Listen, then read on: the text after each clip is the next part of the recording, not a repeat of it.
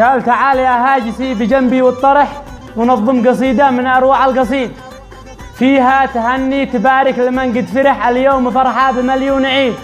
ابن المشرقي حيتزوج وانت لازم تسترح وتكتب له حروفي من داخل الوريد. عبد المجيد يبان انها اتضح، يقول اخيرا وصل الذي هو يريد. عبد المجيد اسمه من العيزبة امتسح، من اليوم شاي يبدا يعيش من جديد. اليوم شاي يحس ان قلبه انشرح، من اليوم ما عاد با يجلس وحيد. اليوم با يفرح غير كل الفرح، اليوم با يسعد غير كل السعيد. اليوم فرحة من قرح له قرح، اليوم في الوادي عدر عيد. اليوم في عرسه كل قد سرح، وتواجدوا جنبه بالجتاري والكليد. من احترامه واخلاقه بالنور اتسح، جايوا كل اللي يحبوه حتى من بعيد، وما نام من اللي من مدح له